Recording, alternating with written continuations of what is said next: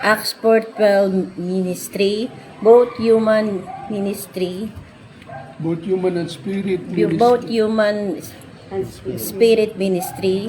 Ang scripture po natin si Cain at si Abel, 4:1-10. Genesis 4:1-10. Sinipingan ni Adan ang kanyang asawa at ito'y nagdalang tao. Nang isilang ang kanyang panganay na lalaki ay sinabi ni Eva, "Nagkaroon ako ng anak na lalaki sa tulong ni Yahweh." Sinundan ni Cain ang isa pang anak na lalaki at Abel naman ang pinangalan dito. Naging pastol ito at si Cain naman ay nagsasaka. Dumating ang panahon na si Cain ay naghahandog kay Yahweh na anin niya sa bukid. Kinuha naman ni Abel ang siya sa panganay ng kanyang kawan. Pinatay niya ito at inihandog sa pinakamainam na bahagi. Si Yahweh ay nasiyahan kay Abel at sa kanyang handog. Ngunit hindi niya kinalugdan si Cain at ang handog nito. Dahil dito, hindi mailarawan ang mukha ni Cain sa tindi ng galit. Kaya sinabi ni Yahweh, ano ang kinagagalit mo, Cain? Bakit ganyan ang mukha mo? Kung mabuti ang ginawa mo, dapat kang magsaya. Kung masama naman ang kasalanay tulad ng mabangis na hayop na laging nag-aabang upang lupigin ka at pagharian, kailangang pagtagumpayan mo ito. Isang araw, nilapitan ni Cain ang kanyang bukid. Wika niya, "Abel, mamasyal tayo." Sumama naman ito, ngunit pagdating sa kabukiran, pinatay niya ito. Tinaning ni Yahweh si Cain, "Nasaan si Abel?" "Hindi ko alam," tugon ni Yahweh. "Ako ba'y tagapag-alaga ng aking kapatid?" At sinabi ni Yahweh, "Cain, nakakapangilabot ang ginawa mo. Sumisigaw sa akin mula sa lupa ang dugo ng iyong kapatid at humihingi ng paghiganti." Pasihanawa na Diyos ang pagbabasa ng kanyang banal na salita.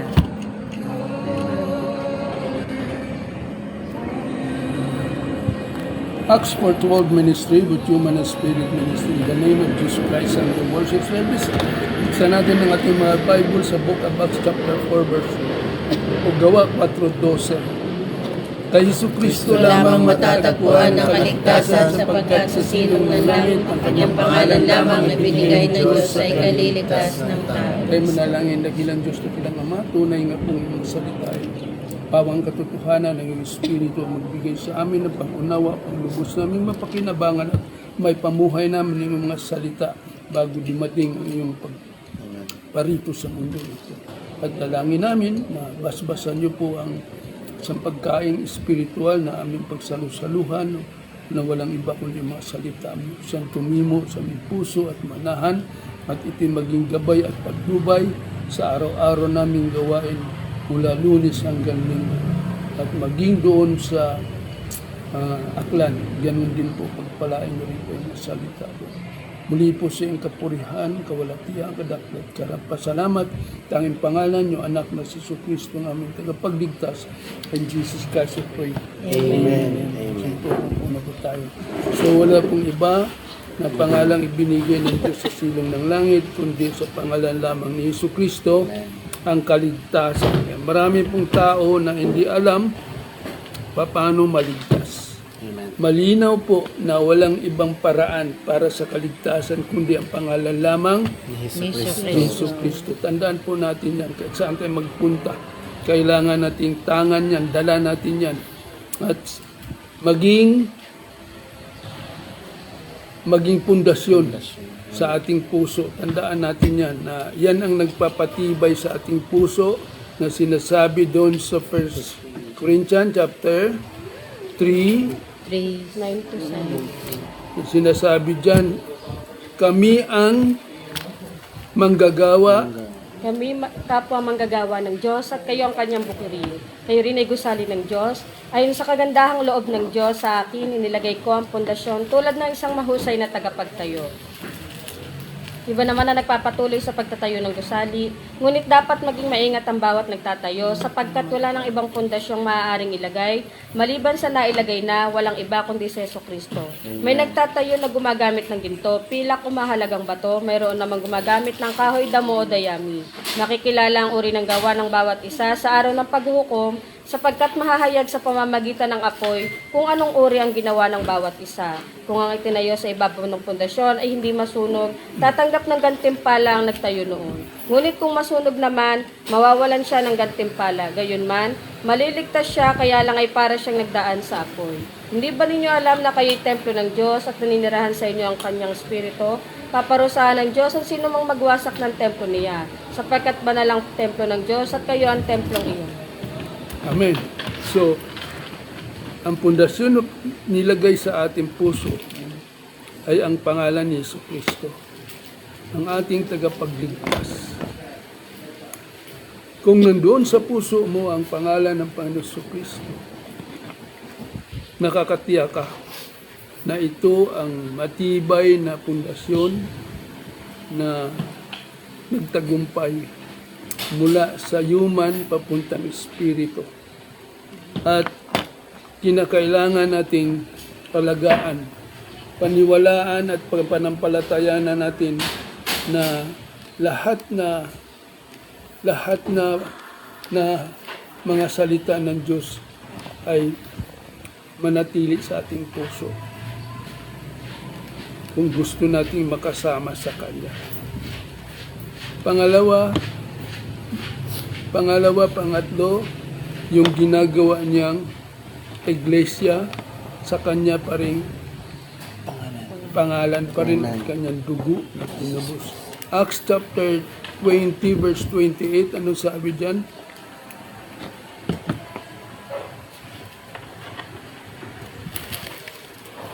Ano? Ingatan ninyo ang inyong sarili at ang buong kawan sapagkat sila inilagay ng Espiritu Santo sa inyong pag-iingat. Pangalagaan ninyo ang iglesia ng Diyos na kanyang tinubos sa pamamagitan ng dugo ng kanyang anak. Amen. So, ganun din, kung naglagay siya ng pundasyon, ang pundasyon ng kanyang church, ang kanyang pangalan pa rin, tinubos niya ng kanyang dugo ang church na dapat doon ka manambahan. Lahat ng mga anak niya na niligtas niya sa pamagitan ng kanyang pangalan, doon manambahan. Kasi sa sanlibutan ito, dalawa ang uri ng pananambahan. May panambahan na salaman na kundi gawa sa kamay na templo, yung sinasabi sa Acts chapter 17 to 24, na hindi siya nananahan doon. Kaya hindi dapat ka manambahan doon. Maraming panambahan dito sa lupa na nilikha ng tao, pero hindi yun ang pundasyon. Amen. Hindi tinayo yun para tubusin ang kanyang dugo, kundi literal na paggawa ng templo sa pamagitan ng pagtayo ng building kung saan mga semento ang gamit, material na bagay ng ginagamit. Kaya ang talagang totoong spiritual na templo na nilikha ng Diyos yung sa pamamagitan ng pagtubos ng kanyang dugo. Kaya nga sinabi niya na pupunta ako sa Jerusalem, Matthew 16:21 to 23. Itatayo kong aking iglesia sa ibabaw ng batong ito.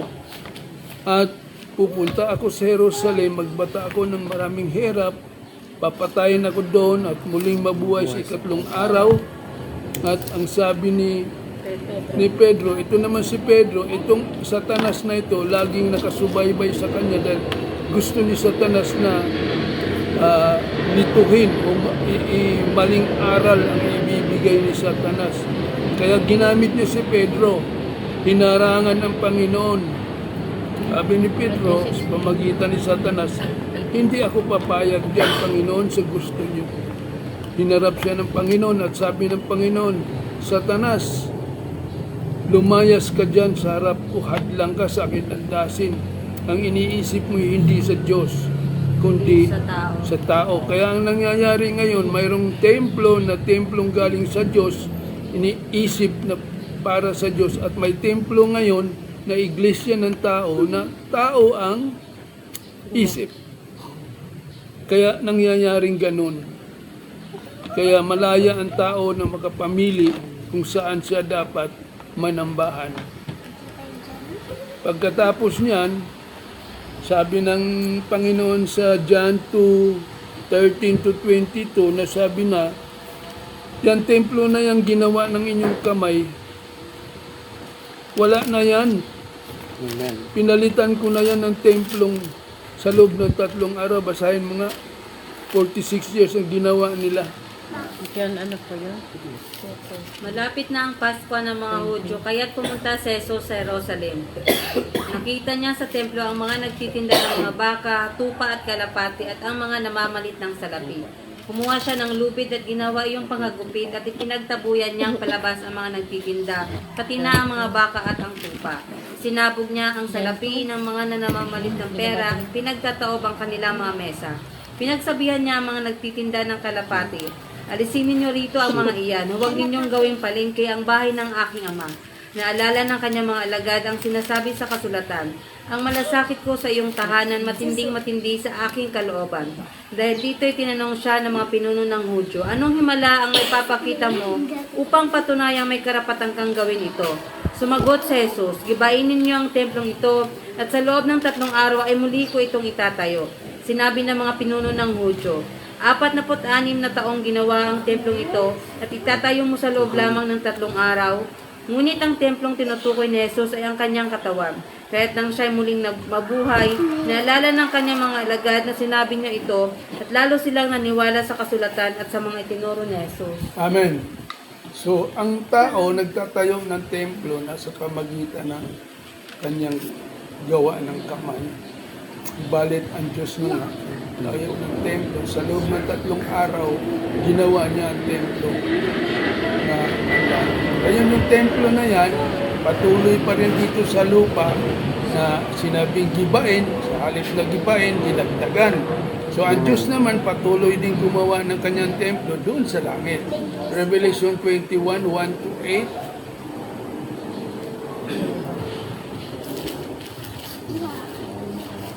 Ang bagong langit at ang bagong daigdig.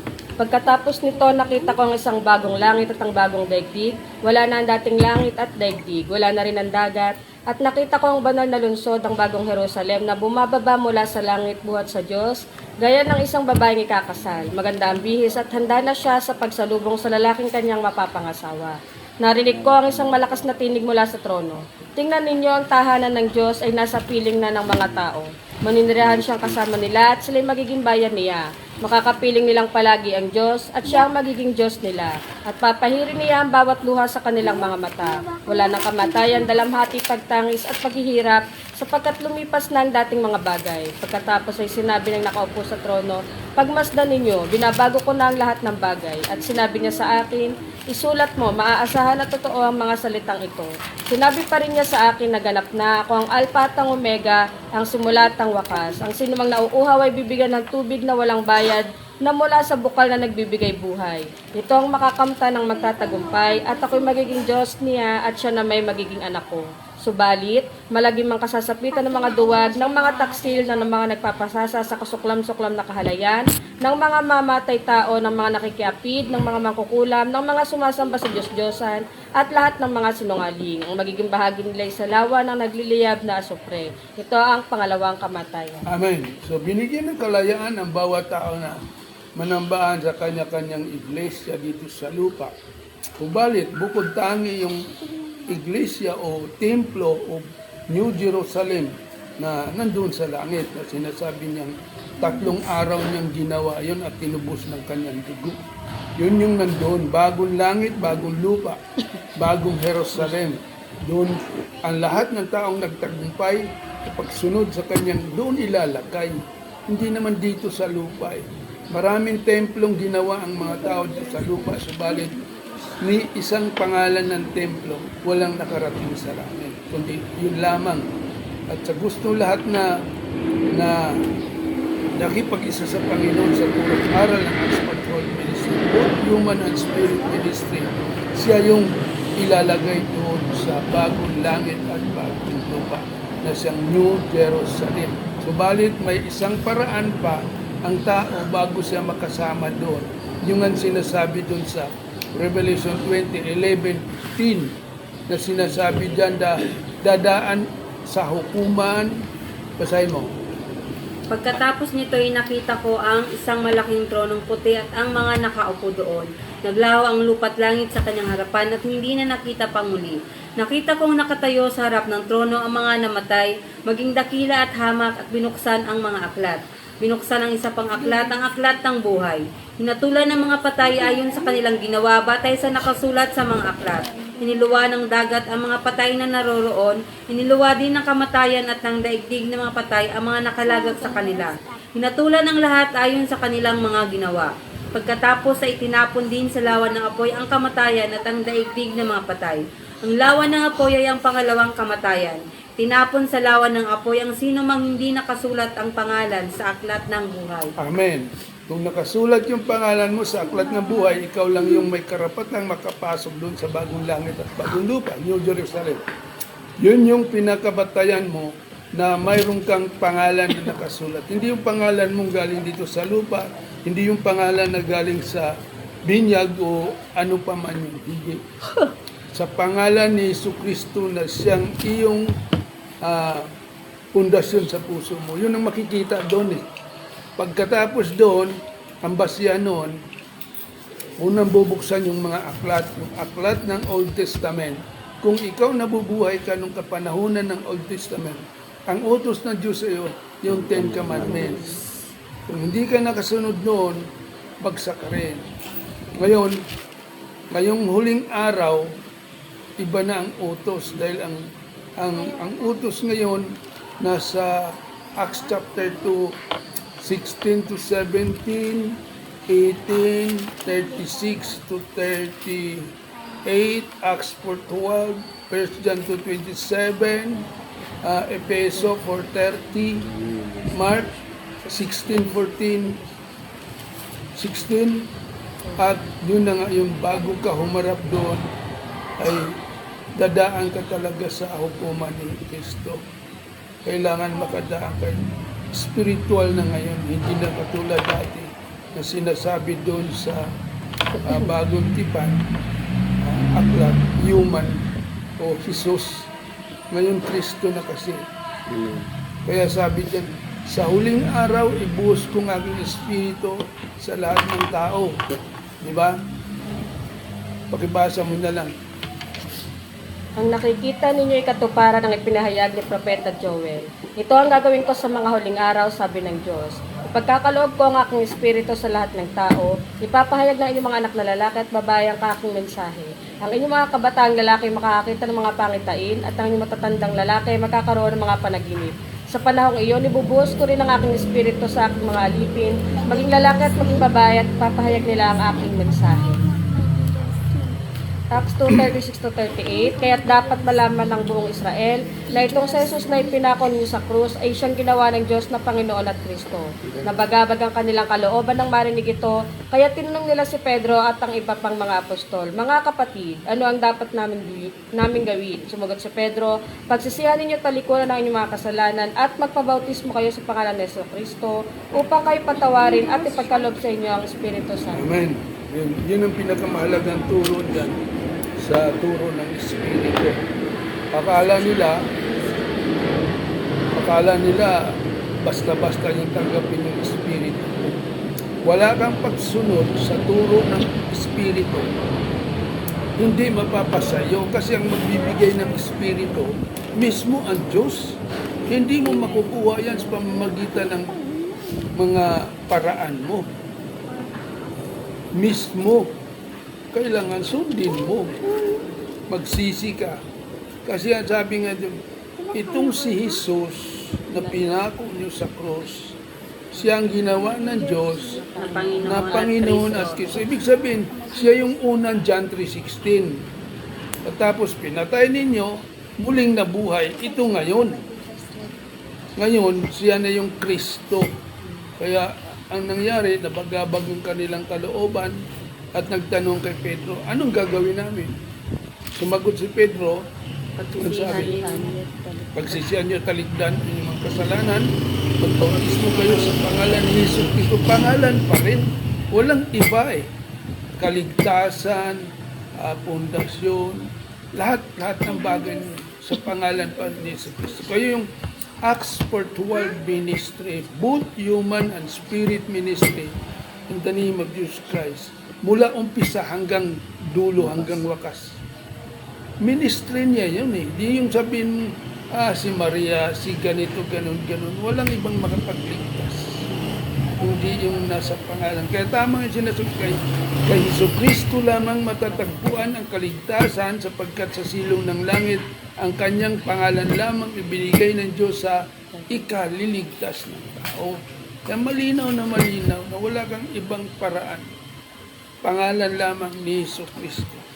Kaya ang nangyari dyan, may sumunod, nagbautismo, tuloy mga yung 38 to 42, tuloy mo.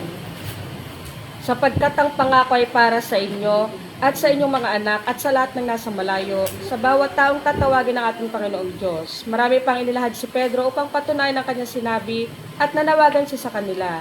Iligtas ninyo ang inyong mga sarili mula sa parusang sasapitin ng masasamang lahing ito. Kaya tang tumanggap sa sinabi niya ay nagpabautismo at nadagdagan ng mga alagad ng may 3,000 katao ng araw na iyon. Yan, pinatunayan talaga. Nung araw na yan, sinasabing naganap na yung pangyayari na yan. 3,000 na nabautismuhan sa pangalan ni Jesucristo, nadadagdag sa kaligtasan. Nagpapatunay na totoo at yun ang paraan ng Diyos. Walang ibang paraan para kang maligtas. Pagkatapos niyan, anong sinabi doon sa 1 John 2:27? Ang Espiritu'y pinagkaloob na sa inyo, hindi na kayo kailangan turuan ni naman. Ang Espiritu ang magtuturo sa inyo at hindi kayo turuan ng kasinungalingan, bagkus bawang katotohanan lamang. Manatili kayo sa turo ni Kristo. Na tapos na si Jesus eh. Nagpanibago ng aral, upgrade na from human to spirit. So, yun yung pinakamahalaga na itinuro ng Espiritu. Bago yan na ituro, pinaalalahanan na nga silang mga alagad na, diba sabi doon, binuksan ng kanilang pag-iisip at sa kanyang pangalan na pagsisisi at kapatawaran sa dapat ipangaral sa lahat ng bansa, magmula Jerusalem hanggang sa dulo. Wala namang ibang dulo ng lupain eh. Yung dulo na yan, yung mismo yung nakahiwalay na bansa na nakahiwalay. Kumbaga siya hindi siya kasama sa mainland na hiwalay. Yung Pilipinas doon hanggang doon hinihayag yung Espiritu. Kaya ang mga Pilipino kung tuusit na naintindihan at naunawaan, kaya nga sabi ko, pumunta dito sa Magellan, dala yung cross, dala yung may mga pari, may mga turo na kung ano-anong tinuturo nila na nagpapahamak sa mga Pilipino. Hindi lang kayamanan, literal na mga bagay kinuha nila, pati kaluluwa pa yung spiritual na turo sa pamagitan ng maling aral ng mga Katoliko na dala ni Magellan, lalong-lalo na yung binyag. Kaya nga sabi ko, dinala dito, ang gagawin naman natin, sa atin ibinigay yung spiritual teaching, tayo naman ang magbibigay sa kanila ng turong espiritual. Dahil ang Diyos ay espiritu, kaya dapat siyang sambahin sa espiritu at katotohanan. Dinala nila dito, tayo ang nag-upgrade. Di ba? Tayo ang nag-upgrade at yun yung sinasabi ng na ibabalik ang sinasabi diyan sa Romans chapter 11 25. Ano pakibasa mga daw?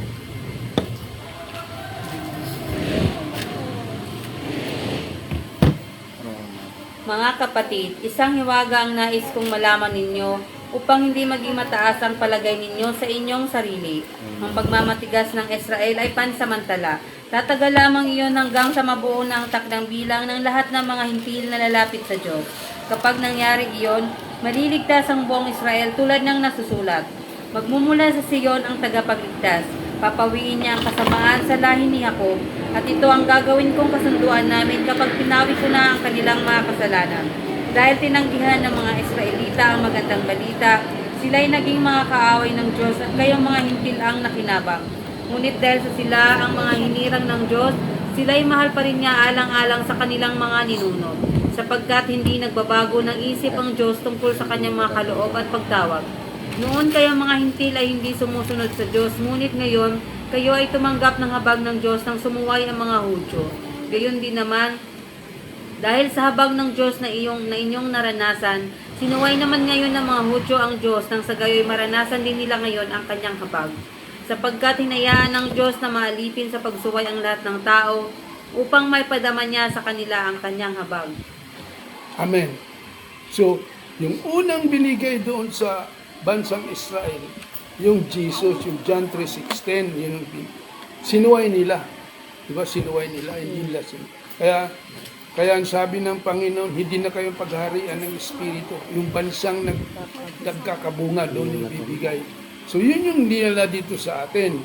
Yung human na teaching, dinala dito ni Magellan, tapos tayo naman ang binigyan ng turong spiritual para maunawaan natin yung mga bagay-bagay bago ibalik sa kanila. Kasi hindi sila maliligtas talaga. Kahit pa noon pa man human, si Jesus pumunta doon, magamat sabi pangalanan mong Jesus, ililigtas sa kanyang bayan. Hindi pwede. Kasi human teaching. Kailangan ma-upgrade sa spirit bago magkaroon ng kaligtasan. So dito itinuturo ng Espiritu para magkaroon ng kaligtasan ng mga Israelita. Kaya yung sinasabi ko, kung dinala dito cross, ilagay dyan sa tayo naman binigyan ng pang-unawa para maunawa yung turong spiritual para maibalik sa kanila. Pag naibalik mo sa kanila, ito na naman gamitin ng turo sa pamagitan ng spiritual na turo, sa pamagitan ng panambahang spiritual, ito yung magiging ganap sa kanila. Yan sinasabi na pagdating ng ganap, Mawala, hindi ka na. So, yun yung katuparan na dapat masunod nila. So, ngayon, nasa proseso pa tayo na darating ang panahon, ganun na ang mangyayari sa kanila. So, ngayon, kailangan dito sa atin, Diyos lang nakakaalam kung sino-sino yung kanyang tinawag, sino-sino yung kanyang bibigyan ng pang-unawa. Kasi kung tayo binigyan ng pang-unawa, ibig sabihin, tayo yung napili ng Diyos na makipag-isa sa Kanya. Alangan naman bigyan yung hindi nakaunawa, hindi niya alam gagawin niya. Diba ganon? So ngayon, patuloy ang Diyos ngayon na pumili pa, nasa proseso pa, hanggat hindi buo yung bilang na kalapit ng bilang bago ibalik doon sa Israel. So, ngayon, tingnan natin kung ano yung paraan ng Diyos. Kasi ang paraan ng Diyos ngayon, nagbibigay siya ng mga himala sa mga taong dapat mapasama sa bilang. At doon naman sa mga tao na binibigyan ng babala, bibigyan ng mga sakuna, mga lindol, mga baha, mga bagyo, bilang babala sa kanila na dapat kilalanin mo ang Diyos na totoo, na makapangyarihan na may likha ng langit at lupa. Huwag kang magpaniwala sa ibang turo para mapunta ka doon sa tunay na panampalataya at panambahan sa Diyos Espiritu. Di ba ganun ang gusto ng Diyos? Kaya ngayon, mga nagaganap ngayon, kalooban ng Diyos yan, hindi yan kalooban ng tao. So ngayon, ang nais ng Diyos ngayon yan, sinasabi niya yung magsisi ka, magbautismo sa pangalan ni Jesucristo, pagkipatawarin at ipagkaloob sa Espiritu Santo. Yun yung pinakamahalaga talagang susi na ang tao na nagsisisi at nagbalik loob sa Diyos patawarin niya at siya mismo ang magbigay ng Espiritu. Sapagat yung Espiritu, yun yung pundasyon mo sa puso mo, kasama yung kanyang pangalan. Yun ang magbibigay sa iyo ng kaligtasan sa kanyang pangalan. Turo ni Kristo na ibigay na sa iyo ang Espiritu.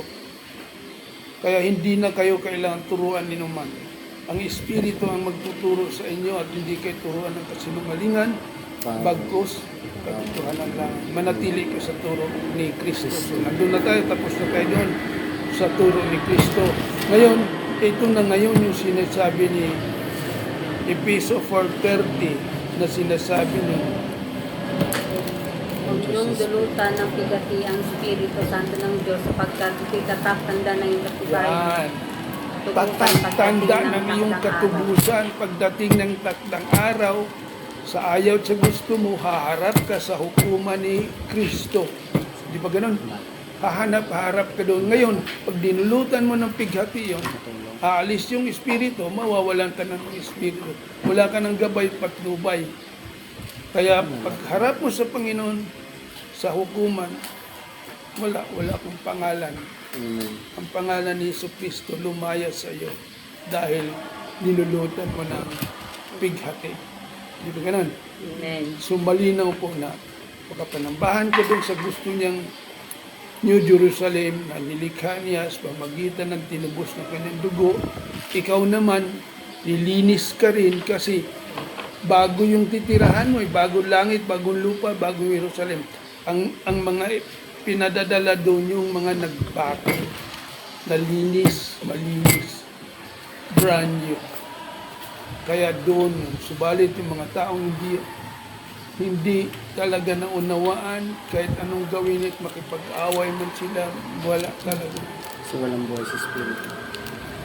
So yun yung mga paraan ng Diyos na dapat. Punta na tayo doon sa sa Genesis 4. scripture natin. Genesis 4.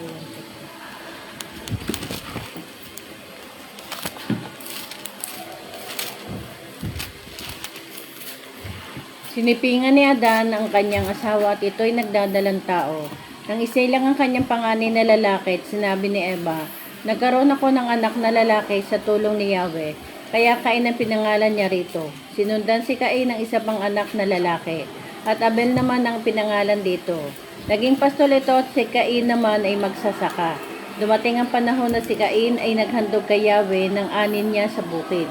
Kinuha naman ni Abel ang isa pang panganay na kanyang kawan. Pinatay niya ito at inihandog ang pinakamainam na bahagi. Si Yahweh nasiyahan kay Abel at ang kanyang handog. Ngunit hindi niya kinalugdan si Cain at ang handog nito. Dahil dito, hindi may larawan ang mukha ni Cain sa tindi ng galit. Kaya't sinabi ni Yahweh, ano'y kinagagalit mo, Cain? Bakit ganyan ang mukha mo? Kung mabuti ang ginawa mo, dapat kang magsaya. Kung masama naman ang kasalanan ay tulad ng mabangis na hayop na laging nag-aabang upang lupigin ka at pagharian, kailangang pagtagumpayan mo ito. Isang araw, nilapitan ni Cain ang kanyang kapatid. Wika niya, Abel, mamasyal tayo.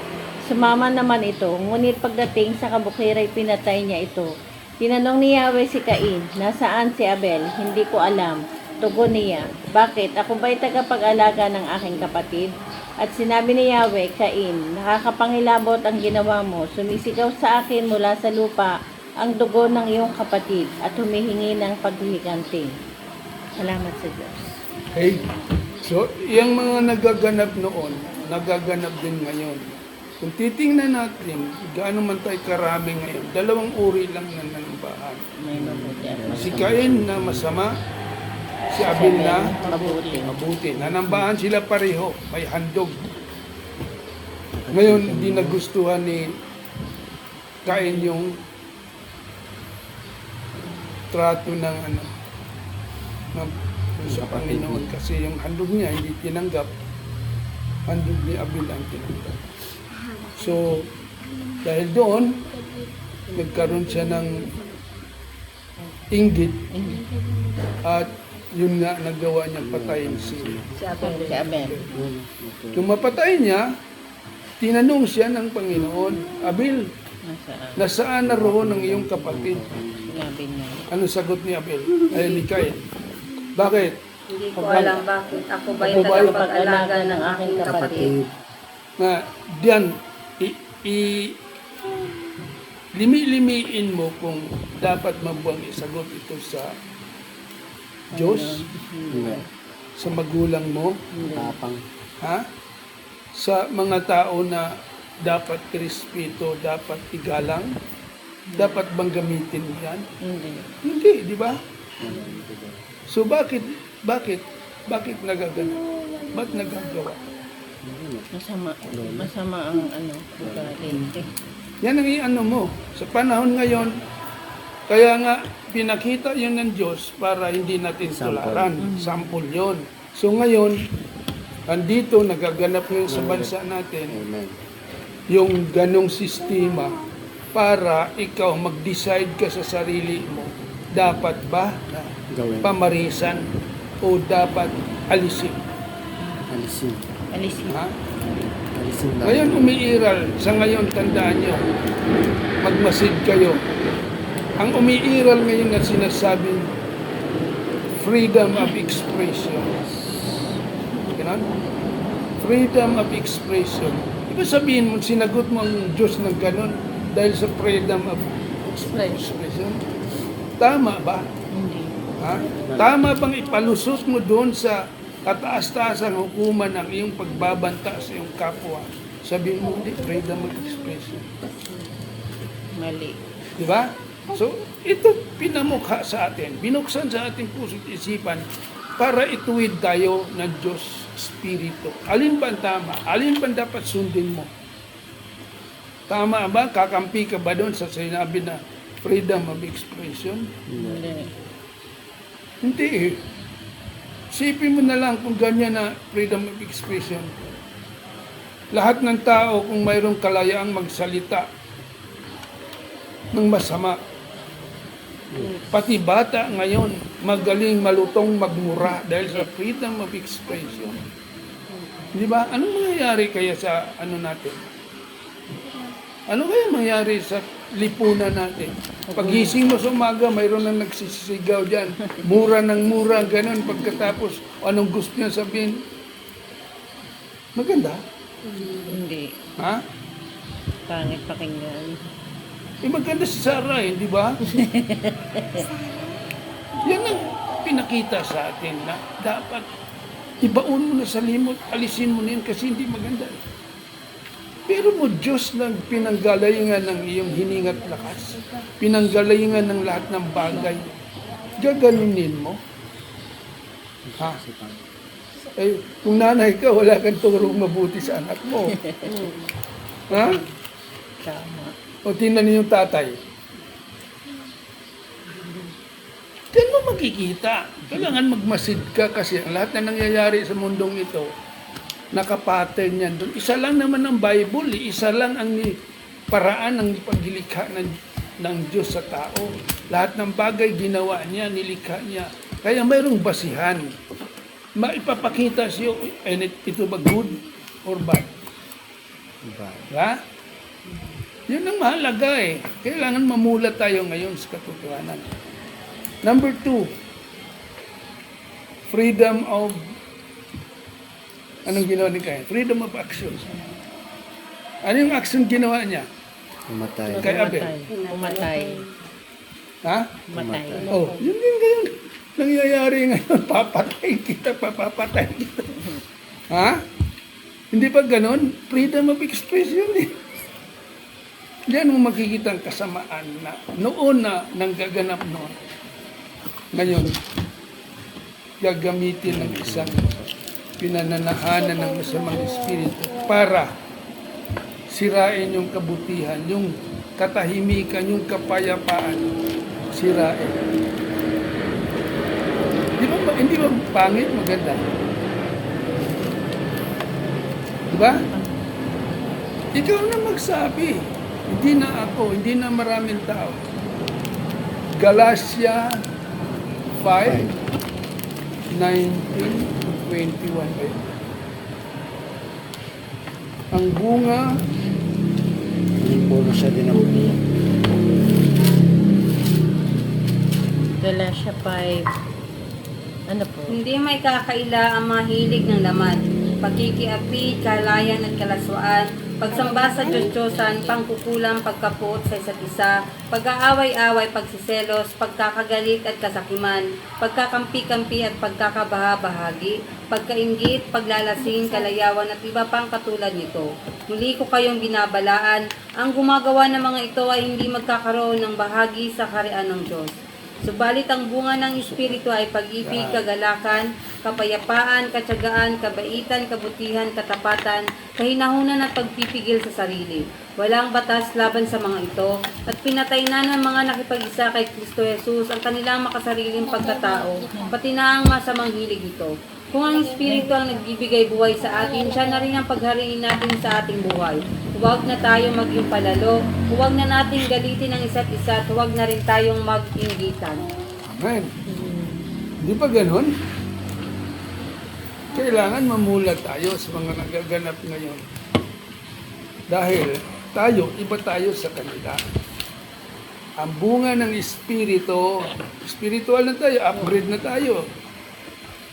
Ang Diyos, Pag-ibig. di ba ganon?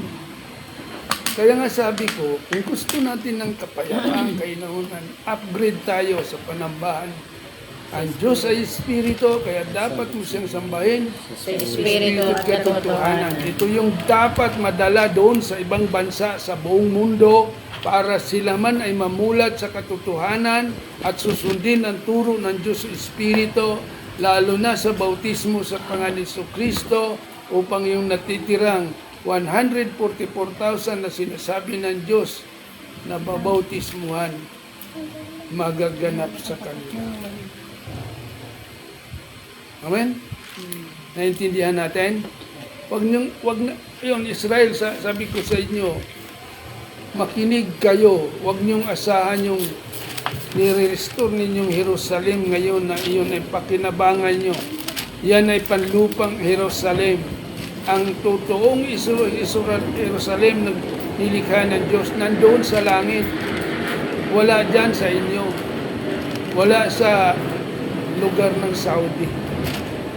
Kapahamakan ang matatamo nyo dyan.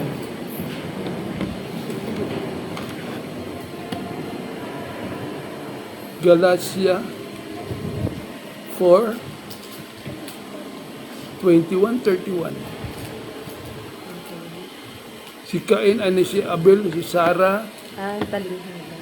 Okay, tungkol kay Hagar at kay Sarah. Oh, Sana'y kasama ko kayo ngayon upang maiba ang tono ng aking pagsasalita sapagkat talaga nag-aalala ako tungkol sa inyo. Sabihin nga ninyo sa akin kayong nagnanais anong verse yan? 20 po. 2, Hindi, yung kay Agar at sa kakayan. 4:21. apa, 21. Okay. Sabihin nga ninyo sa akin kayong nagnanais magpasailalim ng kautusan, hindi ba ninyo napakinggan ang sinasabi sa kautusan? Sinasabi roon na si Abraham ay nagkaanak ng 2 lalaki, isa sa alipin at isa sa malaya. Ang anak niya sa alipin ay pinanganak sa karaniwang paraan, ngunit ang anak niya sa malaya ay katuparan ng pangako ng Diyos. Ito ay isang paghahambing. Ang 2 babae ay larawan ng 2 kasunduan. Ang isa ay ang tipan sa bundok ng Sinai na kinakatawan ni Hagar at ng kanyang mga anak na pawang mga alipin. Si Hagar ay kumakatawan sa bundok ng Sinai na nasa Arabia at larawan ng kasalukuyang Jerusalem na nasa pagkaalipin kasama ng kanyang mga mamamayan. Ngunit ang Jerusalem na nasa langit ay malaya at siya ang ating ina. Ayon sa nasusulat, magsaya ka o babaeng hindi magkaanak, humiyaw ka sa galak, ikaw na hindi nakakaranas ng hirap sa panganganak, sapagkat higit na marami ang anak ng babaeng nangungulila kaysa babaeng may asawa. Mga kapatid, tulad ni Isaac, tayo'y mga anak ayon sa pangako. Kung noong una ang pinanganak ayon sa Espiritu ay inuusig ng ipinanganak ayon sa karaniwang paraan, gayon din naman ngayon. Ngunit ganito ang sinasabi sa kasulatan, palayasin mo ang babaeng alipin at ang kanyang anak, sapagkat ang anak ng alipin ay hindi dapat makibahagi sa mana ng anak ng malaya. Kaya nga mga kapatid, hindi tayo anak ng alipin, kundi ng malaya. Amen. So yun yung sinasabi dyan. Na 2 anak ni Abraham, si Isaac at si Ismael na anak ng alipin. Yung anak ng alipin si Ismael, yun yung napunta sa kanya yung Saudi Arabia. Yun, pinagpala din naman siya ng Diyos. Pangako ng Diyos na pagpapalain. Kaya lang, iba yung pagpapala ng talagang legal na anak kasi ang pagpapala ay ipagpapalang spiritual kundi panlangit mismo. Kaya yung Jerusalem na yung nasa Saudi Arabia, yun yung kalahi ni Ismail na panlupa. Pinagpala din naman, pero may pagpapalang material, yung langis, lahat ng kayamanan ng Dubai ngayon, di ba? Yan ay material na pagpapala. Iba ka talaga yung spiritual na sinasabi, New Jerusalem na nandun sa langit na lantay na ginto, lahat ng mga precious stones nandoon, lahat na iba talaga doon. At yung mismong kordero na siyang dapat doon ka manambahan, nagliliwanag yun. At nagniningning dahil sa kanyang kadakilaan. Yun yung totoong iglesia, na maraming iglesia sa lupa, subalit iisa lang doon ang totoong manambahan. Kaya ka lang doon mapunta kung papasa ka sa hukuman ni Kristo. Papunta ka doon. Kung di ka papasa, maiwan ka dito sa lupa. Walang iglesia iba na makarating. Yun. Ngayon, pilit nilang nire-restore yung Jerusalem na pang-human. Kahit anong gawin yan, walang pagbabago yan. Baka mamaya dumating ang panahon sa kabumba-bumba nila ng baka yun pa ang matamaan ng bomba, gugo. Kasi hindi mababago ang salita ng Diyos. Ang Diyos ay Espiritu. Nararapat lang siya doon maghari sa langit. Dahil itong lupa na ito, kung bumaba na yung mga apoy, ibang paghahari na ito, parusa. Pagkalan? Kaya tayong mga binigyan ng pang-unawa, huwag nating sayangin yung resources na nasa atin. Makita natin sa buhay na sa hirap at sa ginhawa basta sumusunod ka. Napagod ka man ng konti, hayaan mo, darating ang panahon, pangako ng Diyos kung saan siya. Tayo ng lutin. Maganon? Amen. Ha? O. Sunod, yung kanina na sinasabi nating 2 Corinthians chapter 2, 14 to 17.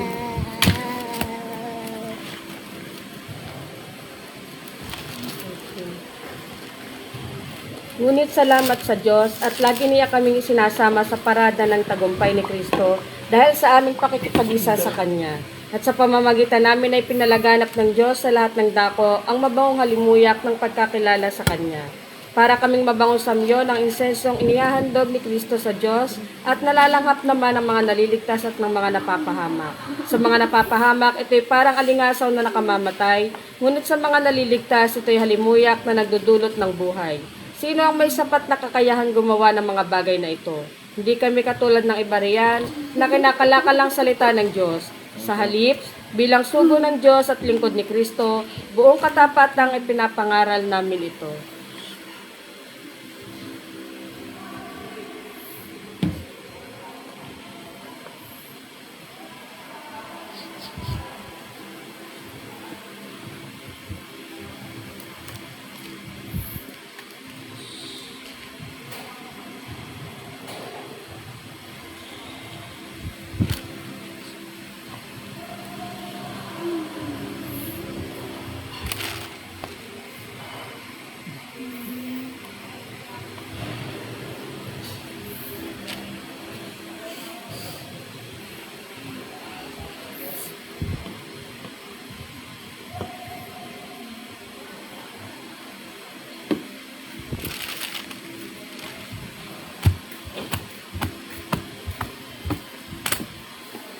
O, anong tangan mo? Ha? Anong tangan natin? Ha? Ano sinabi dyan? Hindi kami katulad ng iba riyan na kinakalakalang salita ng Diyos. Ayun. Sa halip bilang sugo ng Diyos at lingkod ni Kristo, buong katapatang ipinangangaral namin ito. Oh, pinapangaral. Anong pinapangaral natin? Salita ng Diyos. Salita ng Diyos. Okay. Sinasabi sa John 1:1, sa pasimulan, nandun ang Salita. kasama Ang Diyos ang Diyos ang salita. salita. Ang salita ay ay Diyos. Oh, nasaan ang Diyos ngayon sa buhay natin? Sa ating puso. Ha? Nasaan nakapundasyon? So, Sa puso. Di ba? Nandun sa puso natin kahit saan tayo magpunta. Anong kasama doon? Pangalan ni Jesucristo na roon. Anong kasama? Pundasyon. Siyang pundasyon. Anong nandun kasama? Espiritu. Spirito. Salita ng Diyos. Amen. Di ba? Sa pasimula na roon ang salita. Kasama ng Diyos ang salita. Ang salita ng Diyos ay Diyos. Eh yung pundasyon mo si Jesucristo na sa loob ng puso. Hindi kasama yung salita. Amen. Alangan namang mag-isa sa doon. Mayroong kasama ang salita. Anong gagamitin mong sasabihin mo kung walang salita? Di ba? O ngayon, Ginamit. anong lalabas ngayon sa bibig mo? Puro kabutihan. Galing sa puso mo. Puro kabutihan. Salita ng Diyos. Salita ng Diyos. Hindi ba? Amen. Salita ng Diyos. Ang salita ng Diyos Eh, Ay Diyos. ay magbibigay ng masamyong amoy, mabangong amoy sa mga Naliligtas. nililigtas. Subalit sa mga Mapapahamak. Ito'y parang halingasaw na kamamatay. yan. Kaya yung loob ng puso mo, nandoon si Jesus Christ, nandoon yung salita ng Diyos, nandoon yung sasabihin mo, yung mga salita ng galing sa Diyos ay mabango sa mga maliligtas. mabaho sa Mapapahamak. nakakamatay. Di ba ganun? Nakakamatay. Kaya kulang lang sabihin yung baho mo eh. Di sabihin mo naman ba? Totoo yan. Mabaho nga ito sa mga taong mapapahamak. Kaya alam ko mapahamak ka kaya mabaho para sa iyo. Pero sa mga maililigtas, mabango ito. Alam mo na. Kaya limuyak na nagdudulot ng Halimuyak ito. Kaya lang hindi ka naman karapat dapat dito eh. mabaho para sa Mabaho para sa iyo. Di ba ganun? Amen. Yun yung sinasabi ko. Na pagyamanin natin yung mga salita na yan. Dahil sa mundong ito, malalaman natin sino yung nababahuan. Sino yung nababanguhan. Di ba ganun? Amen. At alam mo na, pag nababahuan sa'yo, ako ngayon, natatawa rin ako sa sarili ko.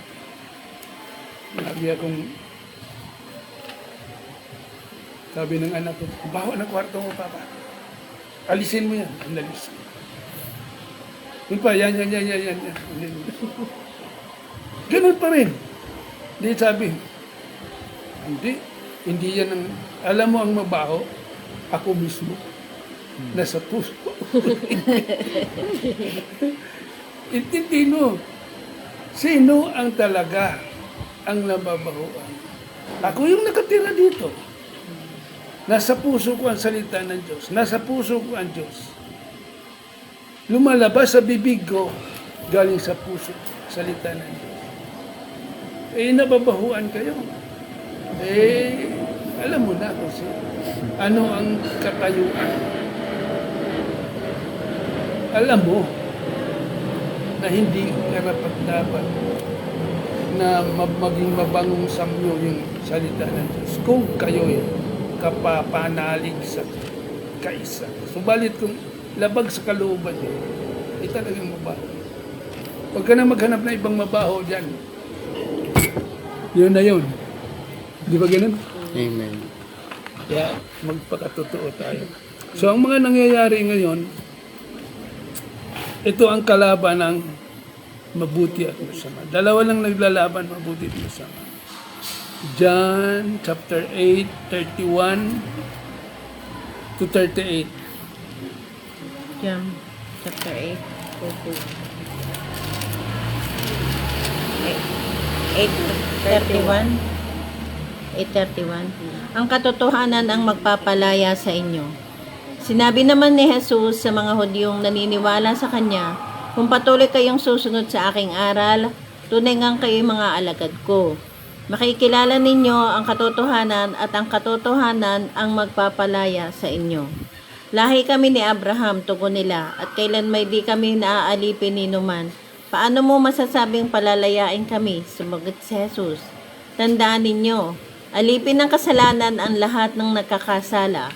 Ang alipin ay hindi kabilang sa sambahayan sa habang panahon, subalit ang anak ay kabilang magpakailanman. Kapag kayo'y pinalaya ng anak, tunay nga kayong malaya. Nalalaman kong lahi kayo ni Abraham. Gayunman, pinagsisikapan ninyo akong patayin, sapagkat walang pitak sa inyong puso ang aral ko. Sinasabi ko ang aking nakita sa aking ama, at ginagawa naman ninyong ang naririnig sa inyong ama. Amen.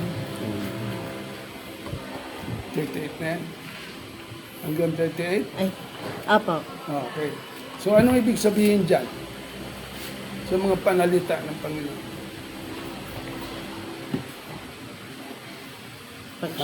Pagsunod sa kanyang aral. Ang katotohanan ng magpapalaya sa inyo. Yan, ang katotohanan ng magpapalaya. Kasi dumating ang Panginoon, talamak na ang mga tao sa pagsunod sa kasinungalingan. Di ba? Amen. Kaya sinabi ng dyan na ang katotohanan ang magpapalaya. Sa inyo. Eh, sinong katotohanan? Ang salita ng Diyos. Sino ang salita? Ang Diyos. Sino ang Diyos? Espiritu. Nasaan ang Diyos? Nasaan ang Espiritu? Sa puso. Sa puso. Nasa iyo. Di ba? Amen. Nasa iyo. Ngayon, sinong magsasalita para mapalaya yung mga biktima? Ako, Tayo. ikaw, lahat tayo Tayo. na may pinanahanan ng katotohanan. Amen. Kaisa tayo sa Panginoon na humiyaw at magsabi sa kanila na kayong lahat na biktima ng kasinungalingan sa pamagitan ng salita ng Diyos pala makakalaya. Kung susunod. Kung susuway, wala. Kapahamakan. Patuloy ngayong umiikot ang mundo, patuloy ang mga oras, araw, ikot ng ikot hanggang sa dumating sa dulo. Huwag mong hintayin na matapos yung mga panahong ibinigay ng Diyos sa atin para sila mapahamak. Ito yung papel natin eh. Ito yung dapat nating ginagawa. Maraming tao po na naligaw ng gusto.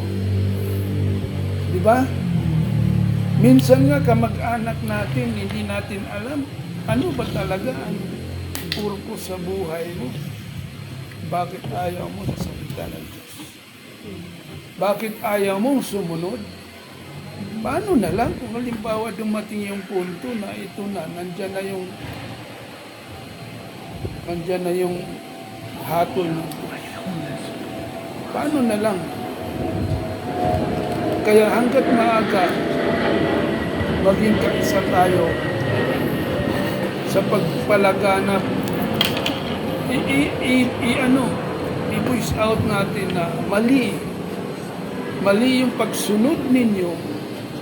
Ang sinunod nyo kasinungalingan, dapat makalaya kayo dahil ang katotohanan ang siyang magpalaya sa Sa inyo.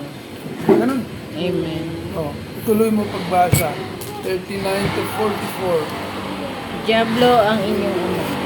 Sumagot sila, si Abraham ang aming ama. Kung kayo'y mga anak ni Abraham, tutularan ninyo ang kanyang ginawa, ani Jesus. Ngunit pinagsikapan ninyo akong patayin. Gayong sinabi ko lamang ang katotohanang narinig ko sa Diyos. Hindi ganyan ang ginawa ni Abraham. Ang ginawa ninyo ay tulad ng ginawa ng inyong ama. Hindi kami mga anak sa labas, tugon nila. Ang Diyos ang aming ama. Sinabi ni Jesus, kung talagang ang Diyos ang inyong ama, iibigin ninyo ako. Sapagkat nagmula ako sa Diyos, hindi ako naparito sa ganang sarili ko lamang, kundi sinugo niya ako. Bakit? Di ninyo maunawan ang sinasabi ko. Sapagkat hindi nyo matanggap ang inaaral ko, ang diablo ang inyong ama. At kung anong gusto niya, iyan ang inyong ginagawa. Siya'y namamamatay tao na simula pa at kalaban ng katotohanan at di matatagpuan sa kanyang katotohanan kahit kailan. Kung siya'y nagsisinungaling, likas na ito sa kanya, sapagkat siya'y sinungaling at ama ng kasinungalingan.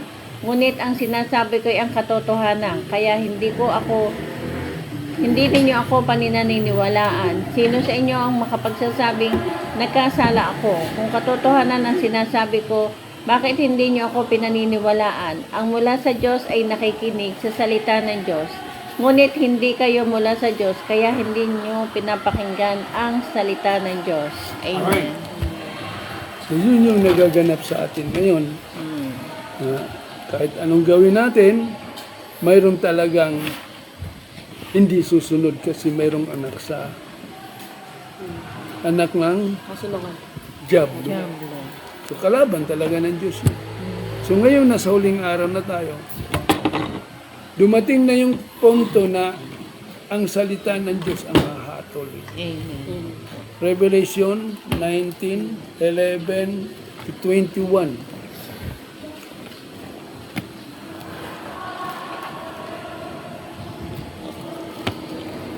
Pagkaraan nito'y nabuksan ng langit at nakita ko ang isang kabayong puti. Sakay nito'y tinawag na tapat at totoo, sapagkat matuwid siyang humatol at nakipagdigma. Parang nagliliyab na apoy ang kanyang mga mata at napuputungan siya ng maraming korona. Nakasulat sa kanyang katawan ang pangalan niya, ngunit siya naman nakakalam ng kahulugan niyon. Puno ng dugo ang kanyang kasuotan at ang tawag sa kanya ay salita ng Diyos. Sumusunod sa kanyang mga hukbo ng langit na nakadamit ng malinis at puting lino at nakasakay rin sa mga kabayong puti. May matalim na tabak na lumabas sa kanyang bibig upang gamitin ninyang palupig sa mga bansa. Mamamahala siya sa mga ito sa pamamagitan ng tungkod na bakal at paagusin mula sa pisaan ng ubas ang alak ng pot ng Diyos na makapangyarihan sa lahat. Nakasulat sa kanyang kasuotan at sa kanyang hitang ganitong pangalan: Hari ng mga hari at Panginoon ng mga Panginoon. Nakita ko naman ang isang anghel na nakatayo sa araw. Tinawag niya ang mga ibon sa impapawid. Halika kayo at magkatipon sa malaking handaan ng Diyos. Kainin ninyo ang laman ng mga hari, ng mga kapitan, ng mga kawal, ng mga kabayo at ng kanilang mga sakay. Kainin din ninyo ang laman at lahat ng tao, alipin at malaya, hamak at takila. At nakita ko nagkatipon ng halimaw at ang mga hari sa lupa kasama ang kanilang mga hukbo upang kalabanin ang nakasakay sa kabayo at ang hukbo nito. Nabihag ang halimaw, gayon din ang huwad na propeta na gumawa ng mga kababalaghan sa harap ng halimaw upang dayahin ng mga taong may tanda ng halimaw at sumamba sa larawan nito. Ang halimaw at ang huwad na propeta ay inihagis ng buhay sa lawa ng apoy na nagliliyab sa asupre. Ang kanilang mga hukbo ay pinatay sa pamamagitan ng tabak na lumabas sa bibig na nakasakay sa kabayo. Nabusog ng husto ang mga ibon sa pagkain ng kanilang mga bangkay. Amen. So, sino yung salita ng Diyos? Na bababa, di ba? Sabi dyan, bababa. At handang makipagdigma. Sino yung didigmain? At sino yung hatulan? Mga suwail. Mga suwail. Yung binasa natin kaninang John 8, 31 to 38 hanggang sa mga anak ng Diablo ang pinatutukoy na kalaban ng mga suwail. Sila yung dapat kalabanin o digmain. Magkaroon ng digmaan ng salita ng Diyos. Hindi digmaan na literal na digmaan. Sa Jerusalem, ang digmaan nila talaga doon, talagang gera na katotohanang bombahan. Pero dito sa Pilipinas, spiritually, ang digmaan, salita. Salita ni Satanas, salita ng Diyos ang maglalaban. Pero sino yung salita? Di ba nandiyan nakasulat? Siya pa rin yun. Kaya basahin mo dyan ulit.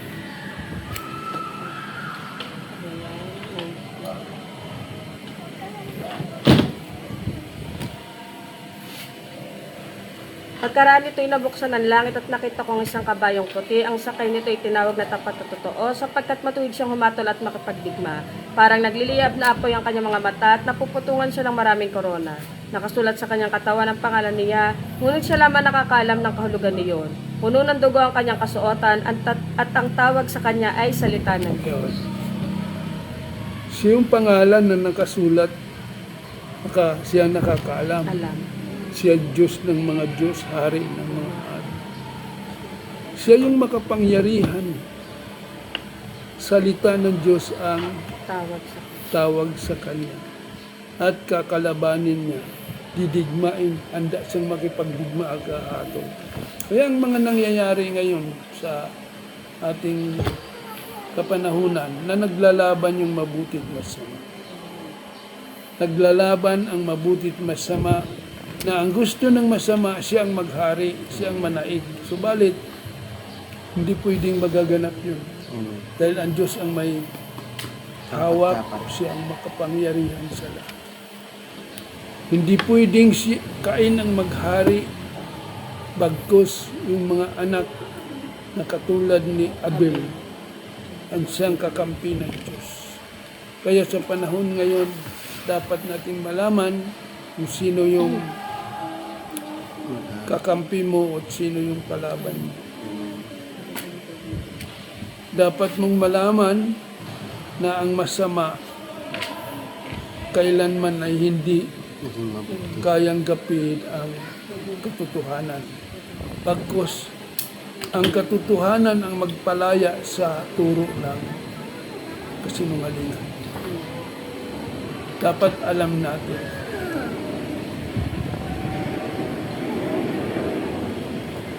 Bless po tayo. Ha? Amen. May natutunan tayo? Amen. Hindi, tayo nagalangin. Hari ko.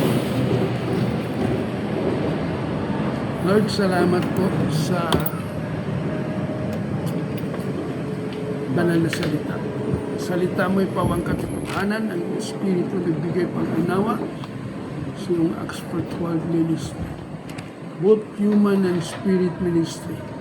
In the name of Jesus Christ, kay Hesus Kristo lamang matatagpuan ng kaligtasan, sapagkat sa silaw ng langit ang kayong pangalan lamang ibinigay ng Diyos sa ikaliligtas ng tao.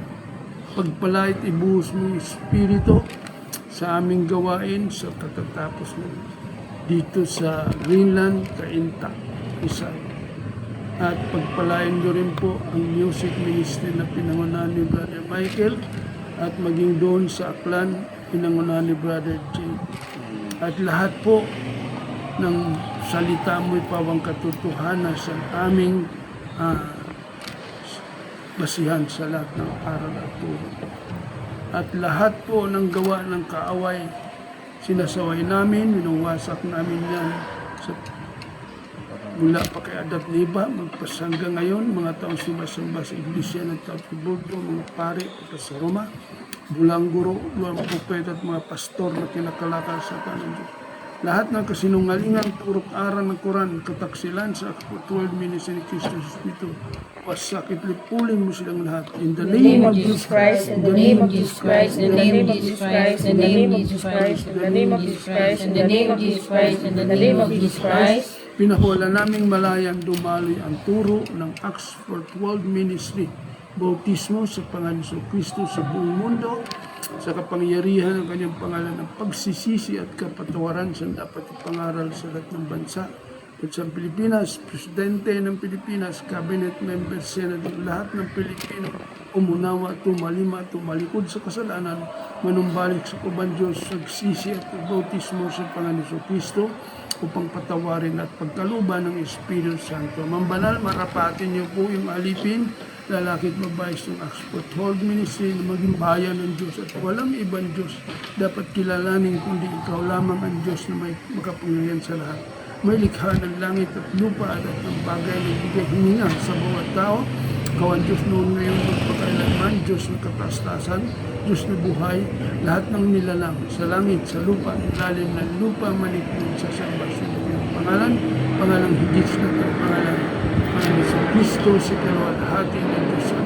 Mambanal muli po sa iyong magkakaikuan at pagbibili ng aming bugos at lakas, maging Acts for 12 ministry, kapatiran sa Espiritu, maging sa kalakasan, sa karunungan, sa kawalan, kasaganan, sa kalungkot at kagalakan, sa kapanahon at hindi kapanahonan, maging sa gabay pagpupulingat, maging sa grasya at bilisay, maging sa napuhay, maging kaligtasan namin Espiritu, sa iyong mga kamay ko tagubilin at wala o kaming magagawa kung wala ka sa aming mga buhay. Kaya marapat lang sa iyo ang papuri, wala tiyang kadakilan, karangalan, pasalamat, tanging pangalan, yung anak na si Jesucristo ang aming tagapagligtas.